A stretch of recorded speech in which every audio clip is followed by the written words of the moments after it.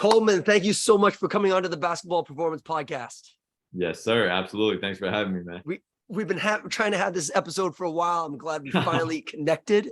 Finally. Let's go. Before we dive into it, let our listeners know a little bit of background about yourself. Where are you from? How did you get into hoops? And then how did you make the transition over into coaching? Yeah, man, for sure. So I like to keep this short enough because, this is where the part where everyone usually skips through. So Coleman Ayers, I'm from Washington, D.C. originally, grew up playing in amazing area of basketball that kind of forced me to check all the boxes in terms of training. It's like, all right, I'm 5'9" white kid playing with straight D1 players. I was the only non-D1 player on my team. So I was like, all right, I got to start researching how I get this done. So jumped into the training research. Was 15, 16 years old, reading research articles and just being a nerd. Ended up having the opportunity to play D3 basketball. Passed that up at the last second to come down here to Miami, to go to University of Miami, work with the team. Eventually stopped that just out of kind of the desire to chase my own thing. I was already kind of training, making videos at the time, sharing knowledge that I was just kind of picking up through my research. And then went pretty much full time during school training. Through that, got to train some really good players, get some great experience, travel around. And then right after I graduated from University of Miami, opened up my own gym here, Detail Miami. Now we're kind of growing. We have a staff of 6. So we have a little team now and hopefully continue to just impact people worldwide. That's kind of the vision. That's the mission that we've always had, is like, let's see how many people we can impact, not only in our local area, but across the entire world, because basketball is something that is truly an amazing vehicle for so many things, but especially just inspiring people and getting people opportunities like you do yourself. So that's kind of the mission, and we're just chasing that every day, man. And you're doing an awesome job on that. Now, let me just make sure I heard this right. You had an opportunity to play D3, but you passed that up to move down to Miami to start working. Is that right? Do I have that right? Yeah. So I had a couple D3 opportunities. At that time, I was literally like, you wouldn't even recognize me because I was so scrawny and just like not good at basketball, but kind of scraped my way to a D3 level player, which is good. But I was like, do I want to play for 4 years and then probably graduate and start then? Or do I want to go down and kind of separate myself from my basketball career, so to speak, but jump into what I really love, which is helping other people progress as basketball players? So made that decision. It was tough. It was something that was probably one of the toughest decisions in my life because I was going against almost my gut feeling, not my gut feeling, but something that I wanted so bad. Decided to kind of get like a walk-on / manager type position at University of Miami, but midway through that first season, things were kind of coming along in terms of just building my own brand and wanting to research my own stuff. So after I kind of built some relationships there, got to see how a college program, really good college program, worked firsthand. Kind of took all the knowledge that I had and was able to just kind of start doing my own thing. So that was kind of the situation there. That is awesome. I love that. That's a bold move because for people like us, right? We love basketball so much. I played Division III myself. Nice. And like there was at no point when I was at that age that I would have passed it up to coach, but now obviously it's the right decision, right? But that, like, what was the opportunity in Miami that obviously there was something very enticing, right? Yeah, no, for sure. Well, number one, I didn't want to pay for school. They offered me a full scholarship. So I was like, look, this way I don't have student loans. I don't have any of this stuff. I can bounce out straight out of school and focus on my business. So looking back, even I'm like, wow, to have that foresight as an 18-year-old was kind of crazy. So I try to give myself props on that, but it's also Miami. It's like, if you can be in Miami and start a business and coach basketball players and see the world, it was, kind of a no-brainer that between that, the financial, being able to work with a great program, and then go to a, top 50 or 60, I don't even know the stats, but a pretty damn good school. I was like, yeah, this is tough to and again, D3 was, I worked my entire life just to play at the college basketball level. Yep. So it was tough. Even with all that enticing stuff, it was like, this is tough. But that's kind of what brought me down here to Miami. That's awesome. And I wanted to go to the training route first, but this is too good Yeah. of a story. I mean, I don't know how many people know this, but that is a bold move. So salute to you for that. Appreciate it. Can you talk to, because there's a lot of listeners who want to either get into the industry or are current coaches. What did the first few years look like for you? I mean, were you who you are today? I mean, you obviously, I mean, did you start off with detailed year number one? I mean, what did it, Yeah, what did the it, answer tell me about the is first 2 years. Tell me for about sure. the first year. Yep. The first year. Okay. So, well, I'll put it this way. My first year was when I was really like 15, 16, just kind of training my teammates who all ended up being D1 players pretty much. So that was a great experience at first. I don't really count that as my first year of being a trainer. That was just me kind of training myself and training others. And then, some local kids would pay me $10 for my time or something like that, or for free. But I think that carried even into coming down to Miami. Like that was it. It was a tough situation because I probably knew 3 people in the entire city of Miami when I came down here, maximum.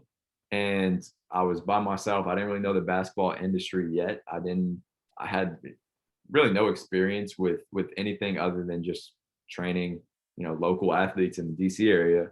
So it was tough from both a figuring out the nuances of how to train. Like I think, one assumption that gets made a lot is like, if you know the game, you can train. It's like, no, there's the communication, there's being able to get buy-in from players, there's being able to build a successful workout, a successful training plan. So not only was I trying to figure this stuff out, but I was trying to figure out how to build relationships with people as an 18-year-old who wants to hop in the basketball community with mainly, 25, 30, 40, 50-year-olds.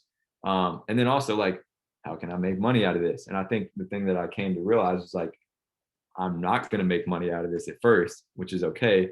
So the first year, to kind of get back to the original question, was a lot of free work. It was training anybody I could find who would put their trust in me.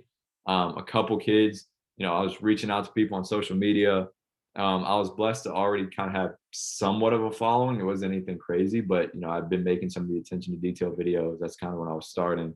So I would just reach out to some athletes who are, in the area and not crazy good players. Just like, yo, let's get in the gym. I'll do it for free. Grinding it out. Saw pretty good results with them. Some of those kids are still with me. They're going to college, which is kind of full circle. But back then it was like, let's just get these athletes better, every second and see what goes from there. So I think after people started to see results, after people just started to realize, the intentions, how genuine I was trying to be from a training standpoint, but also from a business standpoint, it started to pick up a little bit. But even, man, like I'll jump forward to that third and fourth year even. Before I opened up Detail Miami, it was still bouncing around outdoor courts. Like I would train 4 sessions a day at an outdoor court where somebody's over there, doing some crazy drugs next to the court while the parents are sitting there. And I'm like, this is not a great situation. Like, so it was hectic. And it's funny because like, everyone, and I think this is something you're trying to get at a little bit, is like everyone on social media sees like the glamorous gym and like, the followers and stuff like that. And it's like, man, I was training for 6 hours a day at a hot ass outdoor court in Miami and then bouncing up an hour drive to a gym that would cancel on me as soon as I got there. Yep. And it wasn't easy. And even with the gym, it's still not easy. It's like there's a lot of stuff that goes behind it. So I think, talking to those potential or even current trainers, coaches, whatever, like understand that this shit is not easy. It's going to be a grind. It's going to be something that you're really going to have to want, and you're going to have to probably work for free or really cheap, and understand that you're going to have to push through these times. And thankfully I've gotten through a good amount of that, but there's still a lot of that goes on. And I would encourage everyone listening to this, be like, push through these things, understand that it's always going to be there, but the journey is worth it in the end. I think one of the things that you mentioned, and now that I think I'm a little bit older than you, is the relationship aspect. Like you mentioned, you tapped upon that.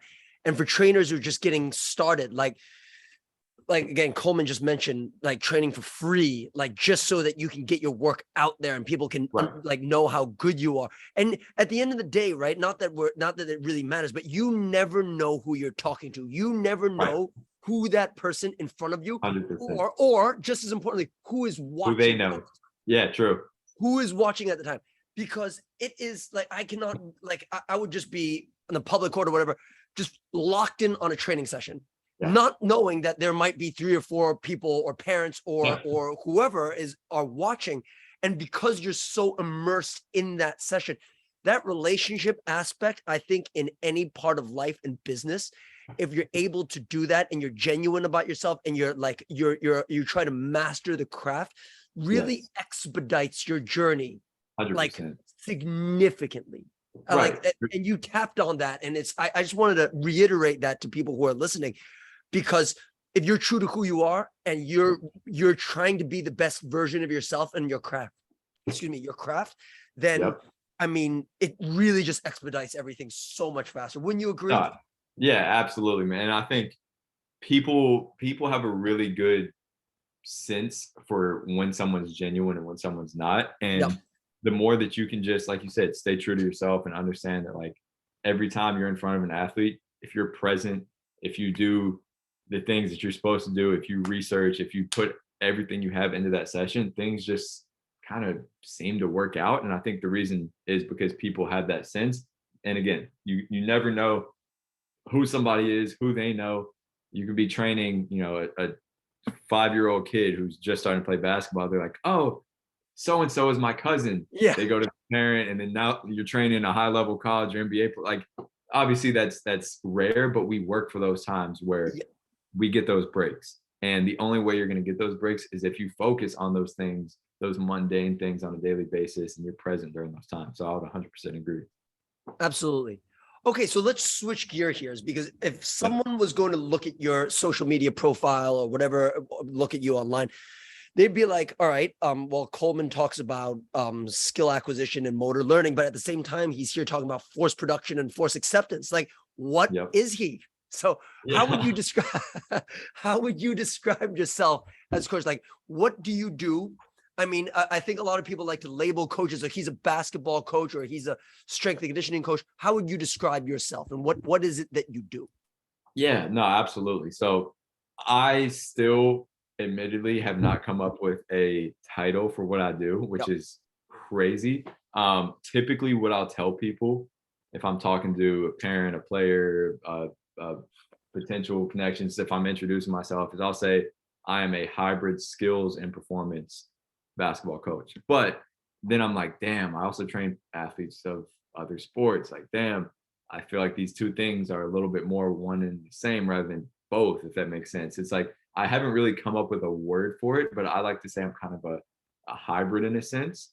So I got to come up with that word, but I'm not rushing that one. It's going to come in at some point.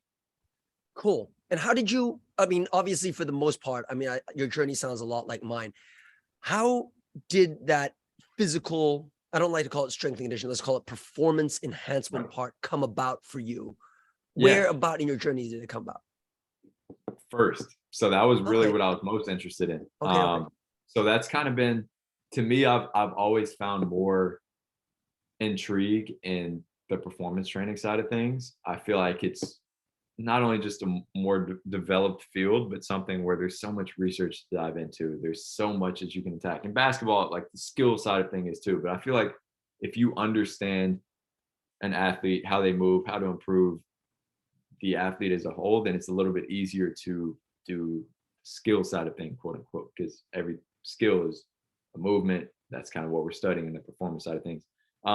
But even before I kind of knew all that, I was like, yeah, I want to be a performance coach. I want to be a strength and conditioning coach.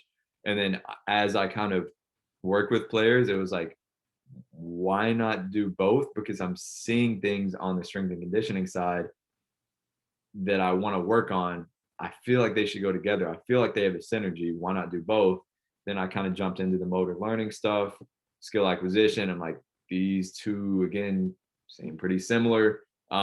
So at some point it was just like, all right, let's do both of these. And the thing that I've always gotten was like, you can't do both. Like, you have to focus fully on one or the other. And I think if I was, playing the piano, trying to become the best piano player in the world and becoming a strength and conditioning coach, yes, pouring, you know, liquid or whatever in both buckets is tough because it separates it so much. Like put everything in one bucket, whatever the saying is.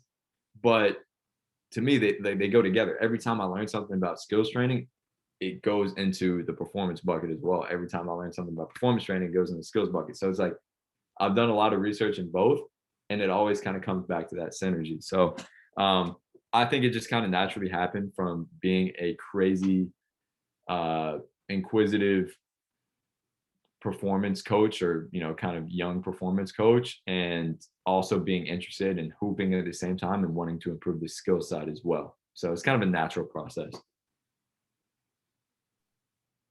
How would you when did you talked about that the performance, no, excuse me, the motor learning and skill acquisition came later. Yeah. Was it something in your own training or reflecting on your own training when you were younger that made you question what you were doing? So say for instance, me, right? I heard that Michael Jordan worked out 8 hours a day. So I was going to work out 9, right? Yeah. And then what happened is I ended up with stress fractures in both my feet. Mm. And then, so I was like, there's got to be a better way to do this. And now I'm going to date myself here, but I would get all the VHSs or like, Nice. oh, no, there was DVDs after, like when I was in high There school, we there was go. DVDs and when I was in college. And I was the best stationary ball handler I've seen to date. Like just nasty stationary ball handling. Unfortunately, the game requires a little bit more than that, right? Indeed. So the ball wraps, any combo you want, I could do. However, none of it would translate to the court. And I would literally spend hours and hours of my time doing this. Was there a certain period or was there a certain, I don't want to say moment, but was there a certain period of time where you're like, all right, I really need to reconsider everything that I'm doing? Yeah, no, absolutely. I mean, my thing was like, these my teammates are training 20% of the time that I'm training, and they're getting better than me. So I think as soon as I mapped out like results, training time was up here, results was down here, whereas other people would be flipped. I'm like, there's got to be something different. And not that they were doing the right things necessarily, because there's still a lot of dribbling through cone and stuff like that for Division I level players. I'm like, I don't know if that's translating, but it more so just led me to something deeper. Like there's got to be something more to this. There's got to be something more that this industry just doesn't promote much. And it took a little while to really dive into the research and stuff.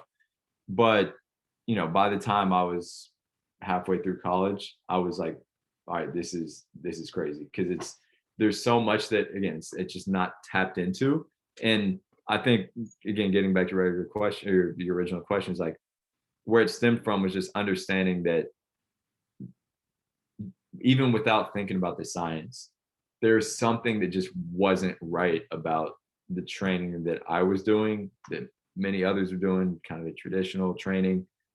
Not that it's wrong or bad, but that there's something that has to be added to it, because it's not what we see in the game. It doesn't breed transfer, doesn't seem like it would breed transfer. And then as I was starting to read the research, I was like, all right, this not only validates kind of what I'm thinking, but it gives me so much more insight into the science behind it and where we can go from there. So, and then I just kind of got addicted to the science, and not even just the science, but trying it with athletes. Like I'm a big science guy, but I'm also like let's see if this works in real life situations, because there are always faults with science. So as soon as I started diving in that and training kind of the same concepts with athletes, I was like, wow, this is crazy. So that's kind of how I got into it and how it developed from there. And then it's been, good amount of years coming strong now. Do you think that there's certain aspects of traditional block training that can be applied that are beneficial? And if so, what part of the athlete's journey do you think it is? Yeah, absolutely. I mean, I think, to me, the way I like to think about it now, there are a couple ways, is block training. I don't implement variable training or random training, just the opposite of block training, just for the sake of it to be variable. I do it to add difficulty and engagement, and intention. If block training is difficult because a player can't get a movement down, maybe we'll go a little block training there.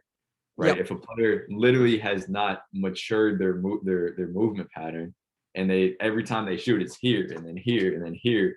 It's like, all right, maybe let's consolidate this, kind of mature that movement pattern a little bit, and then quickly snap over to a little bit more variable. And then even with like my high level guys, I'll do it for a couple reasons. Number one is like, again, just to kind of get a movement down. I'll typically won't go like pure block training in the standard sense of it. I'll add in some variability to it, but I'm like, all right, try this move until you get it down, or not even move, but like try this movement or try this tool, try this shot until you're comfortable with it. Then we're going to go into it. And I think that's not only just because, some of the research says that, like, yeah, you can go block until it's the movement pattern stabilized and then go into it. It's also just because like players often, this is where kind of the skill acquisition goes in with like psychology. Players will often check out because something's so difficult. They're like, I'm not getting this shit down. And it's like, all right, let's at least get you the feel for it and then you can move on. But typically, and then the other one is just players love spot shooting. And I'm like, you know what? If after your workout you want to stick around with one of our guys and do spot shooting, feel free. We've already gotten our work in, quality is high, whatever. Get your rhythm, your confidence, whatever. So I'd say it's more so just kind of listening to athletes, understanding where they're coming from, and then implementing it where I see fit in terms of stabilizing, quote unquote, a movement pattern before we go with interleaved or variable. And then also just kind of building into an athlete's like autonomy, like, yo, you want to go block shooting, go block shooting. Let's do a little bit of that, just kind of appease the athlete, keep them in it, and then move on to the good stuff. Yeah, that leads me to thinking about the different philosophies. And on one end of the spectrum, you have block, and the other end of the spectrum, you have coaches who want to get players to self-organize, which is great, using external constraints and external cueing to get the player to find what's best for them. Right. And especially when you come to something that's like variable, like a shot where it's like almost a signature, everybody's shot is a little bit different, right? But what do you see in terms of that? My personal philosophy is that I try to get the athlete to work as much with physics as possible. And then everything else, for the most part, I let them self-organize. But if like the coordination is off and there's no inertia, there's no like any kind, they're not like, they're just not working with physics, they're not working as one, I kind of have to step in. What is your philosophy in terms of that? Yeah, I mean, I think we're pretty similar on that sense, where it's like, the way I like to think about it is there are certain results that we want to see. So on a shot, right, if you are not within a certain spectrum of the arc on the shot, if it's just crazy flat or you're shooting it up to the ceiling every time, that's something we may want to fix. But that's a result, not as much as a technique to get to that result, if that makes sense. Mm-hmm.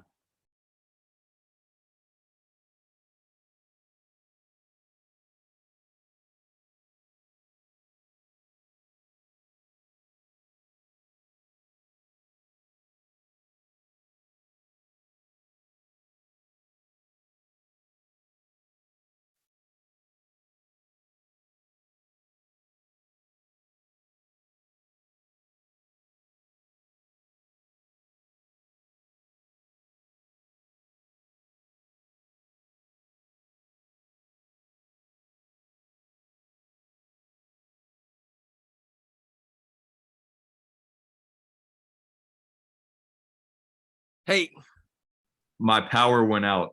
Oh shoot. All right, let's keep it going. Where did I cut off? No, so basically you were talking about the flat shot versus like a high arc. Right. Yeah. Right. So I mean, typically I'll say, all right, here is kind of like a bandwidth or a spectrum that I want you to be in terms of the result, which is the arc. The technique is what I coach up a little bit less. So that's like, all right, I'll give an example. If a player is using kind of funky elbow motion to get into their shot, and that's causing their shot to be flat, then I'll try to affect the arc of the shot versus the technique. Mm-hmm. Because if the technique is funky and it's working and they're getting that result, if they're getting energy transfer, if they're getting good arc, if it's going straight, I'm not worried about the technique. where the technique comes in is if it's causing the result. So I guess the way to put it is like, I don't look at technique just for the sake of looking at technique. I look at technique if a byproduct of that, or if it's a byproduct of a result that we don't want to see. And usually those results are related to the physics, as you would put it, right? Like the energy transfer, the inertia, whatever. Like, so we're very aligned in that sense, to the point where it's like, I like to think of it as a spectrum or a bandwidth. If you're, and my bandwidth is usually a lot higher than most coaches, which is typically here. If you're not in my, you know, ideal form technique, we got to coach it up and bring it into here. I'm more like, all right, you can be anywhere in between here and here. I'm gonna let you self-organize and anywhere in between here. If you're outside of here and it's just crazy and you're just not moving efficiently because of that, and you have a chance to get hurt, and we can fix that, boom, I'll try to bring you back into that spectrum. But for the most part, I'm gonna let the athlete self-organize, because at the end of the day, every athlete's different. Their history is different. The sports they played growing up, you know, how they move, what their strength levels are. So it's like, we're very aligned on that. And I think it's just understanding, like, there's not one perfect technique, but there is a bandwidth of technique that we kind of want to get into. One of the people who have been most influential in my learning in terms of skill acquisition, I'll give him a plug, is Rob Gray. He has an awesome podcast called Amazing Perception Action Podcast. And I highly recommend you get his book. Book is amazing. Why we move. No, how we move. How we learn to move. Sorry, Rob. Yeah. There we go. Awesome book. So basically, one of the things that Rob really has, how he's influenced me in thinking of skill, is it's not habitual. It is not the habits that we do. Rather, it's the environment that we are under. And so that no matter what environment I am under, I'm able to, the big word is adapt, in order to get the same result, no matter what environment I'm under. So my question is, and this is going to be, I don't want to really nerd out and people don't understand what we're talking about, but do you ever use differential learning with people? Basically what that means, guys, is that you're increasing the degrees of freedom for the athletes to give them many possibilities to find out what is best for them. So sorry about that, Coleman, but going back to my question for you is, do you ever explore that with them so that they may self-organize? So for instance, I'm going to give you an example from me. You can see that my ceiling is not very high, which could suck sometimes because it hits the ceiling.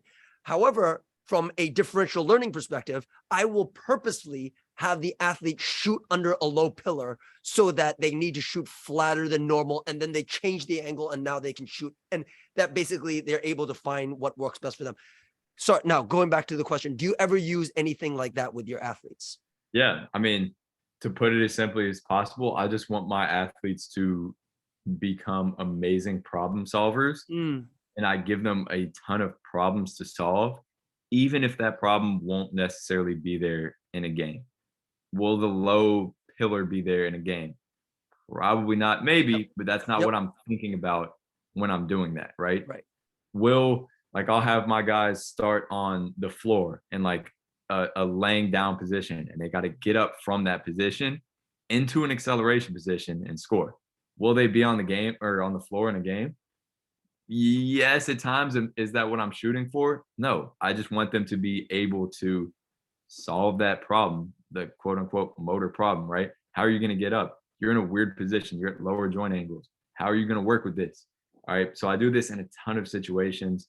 And I think this is the one that people tend to misunderstand the most, is like, when I'm doing weirder stuff, typically I'm not doing it just to do it.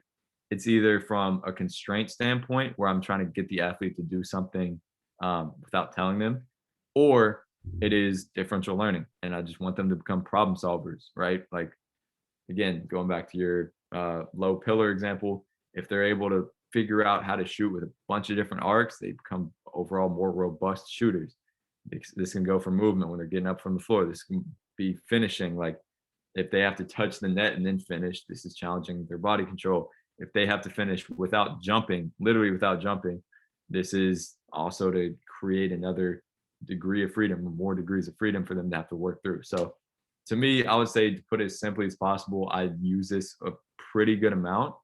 And it's literally, especially in individual sessions, and it's literally just to help my athletes become better problem solvers because everything we do in the game is a problem that we got to solve. And if you only limit them to certain things in the perfect situations, chances are they're not going to be that professional problem solver that we like to see them be. Do you do you do you do a lot of one-on-one training with your athletes, or would you prefer it being in small groups? And there's many reasons I'm asking you that question, but Yeah. more for results oriented question. Yeah, for sure. So I would say the ideal setting for my workouts are like semi-private, like 2 to 3 to like 6 athletes. Yep. Uh, I like all ends of the spectrum. I think we can get something out of all of it. I'll do individual sessions.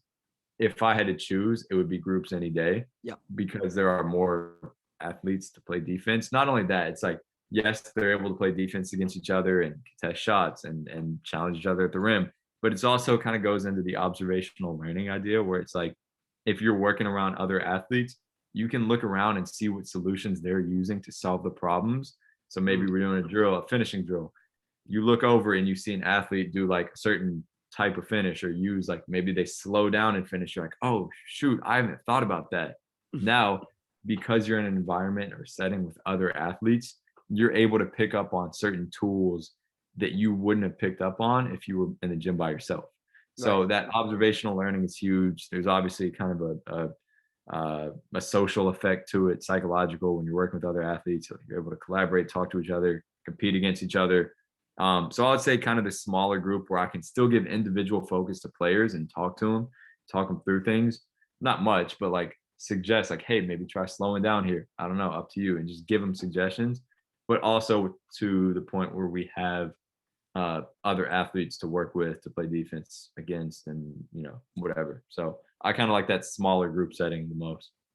Love it. Now, let's go ahead and talk about details. So that's something that you recently, I mean, within the last year that you've opened up. Talk to us about why did you think it was time for you to have your own facility, and how's it been going so far? Yeah, no, for sure. So for me, man, it was just I needed the freedom, and well, there's really two reasons. We talked about this off air, but the freedom was a huge part. Like, uh, number one, selfishly, as a kid, I always just dreamed of having a gym that I could go in 24 hours. It's like that's every kid's dream. Ironically, I now not try to avoid it, but I ain't in there at 3 a.m. like I thought I would have been. I thought, as a 12-year-old, I'd be like, I would be in there all day. Nah, Yeah. that's not how it works. But I mean, from a business standpoint and really just a training standpoint as well, it's like I was tired of getting to a park to train an athlete, and people are playing fives. I'm like, oh, I can't keep you guys from doing that. Gyms canceling on me, stuff like that. So it was like there was only so much I could do to grow as an entrepreneur, but also as a trainer. Just I couldn't get as much experience, whatever. So that was number one, is just having that freedom. Number two is I love training. That's my number one craft. That's my number one love. But I'm also an entrepreneur at heart. Uh, I'm always looking for more steps to take in a business sense, and that was just the fitting step for me, was being more than a trainer. And I understand that this isn't the next step for everyone, because a lot of people strictly want to stick to that craft, and I respect the hell out of people who do. And sometimes I wish I was that person who was like, I just want to train. I'll work out of anyone's gym, because then you don't have to worry about getting toilet paper when you run out of toilet paper at your gym. But to me, it's like I feel like personally I can affect more lives if I build a bigger business, if I understand business better, and I can then consult people or bring people on board who then we can build a bigger impact. So whether it's a financial sense, whether it's an impact sense, like I'm always looking for the next step in terms of business. And that was kind of a step that I always wanted to take. So that was kind of the second reason I would say that it was just time to get detail running. What are some of the challenges or unexpected things that you may not have foreseen when you first opened the business? I would say number one is how much it takes out of your time on a daily basis with just mundane stuff. And I'm not I don't even dislike doing that stuff a lot of the time. It's just part of what it is. But it's just like sending out emails and tracking stuff and ordering stuff. And thankfully I've been blessed to build and kind of develop a really good team around me to the point where I don't have to do as much of that anymore. But I mean, at first when I opened it up, it was just me. So I was like, this is interesting. There's a lot to do here. So I'll say that, but I already expected that in talking to people who I kind of knew as gym owners. Uh, but they, you don't really feel it until you're actually inside the heat of things. And then I would say just I truly didn't expect on a good side of things, like how many opportunities would come with just having a gym. Like, yo, I want to stop by the gym. Like people may not have said that if I was in an outdoor court and 95-degree Miami. They're like, yo, I want to stop by the gym. I want to see this. Like we're able to do events there now. Like we have pros that come through now to train with us that probably wouldn't have wanted to train at, one of the crappier high school gyms or something like that. So it's like opportunities, a lot of good people come in the gym. The networking is amazing. You now have a really valuable asset that you can use. Like if you know somebody and they want to put on an event and they're, a really good person, it's like, yo, we'll host your space or our space will host your event, like come through. So just an asset that kind of brings more opportunities. And I didn't really understand that. For me, I was thinking just like, how can I run my business better here? Like, how can I get more athletes in the gym? How can I rent the gym more? It's like, no, there's also a crazy amount of opportunities that come with it. So I would say that's like the biggest thing I didn't expect on the positive side of things. What's one thing that you feel like personally that you can get better as a business person? Probably communication. And that's something that I've worked on and improved on a lot this year is just like always letting my employees and partners know like what's going on. Cause I'm like, I was doing it all by myself for 6 years and now I have a team of six and they're like, yo, you didn't tell me this. Like, I feel like this is something you should tell me as, an employee or as a team member. And I'm like, you're right. You're right. You're right. So it's like, to me, I didn't go to business school. I didn't learn it the traditional way. It's like kind of learning trial and error. And communication is one of those things where I'm like, all right, I gotta try to figure out because I'm naturally a decent communicator, but I also like doing things on myself or on my own. Um, so I think just keeping everyone involved in that sense is one thing. And again, I've made strides there, but that's always going to be kind of one thing that I'm consistently working at from a business standpoint. One of the last and final questions, Coleman, is what is the impact that you want to have on our field? Man, not only I would say from a training sense, do I want to promote methods that I don't think are complete shifts, but that can make even traditional training that much more effective. And that's not from an ego sense where I'm like, I created a method and now I want everyone to use it. It's like, no, I just want the overall industry to be better because when we have better trainers, we have better players. When we have better players, not only does the game of basketball grow, but people get way more opportunities that they wouldn't get otherwise. So it's always kind of like a trickle down thing to me. It's like I relate with every one of these players because I'm, even some of the college guys I work with, I'm 2 to 5 years older than them, and I want the best for them. And I think the best way to attack this situation is to educate coaches because coaches have at least 10 to hundreds to thousands of players that they can educate. So to me, it's like not shifting everyone's models or philosophies, but just bringing new things day by day that they can add as tools to their training, and doing it in a welcoming sense. So I think that's number one is like building better trainers and coaches worldwide, without the ego and bringing them together so it's just one unified industry. And then number two is like inside the field and outside the field is just inspiring people to begin stuff, not necessarily from a young age, but like wherever they're at, just get to it. Like, again, I didn't have a business degree starting Detail Miami. I never had the experience interning as I really never did an intern from a strength and conditioning standpoint, from a business standpoint, an internship.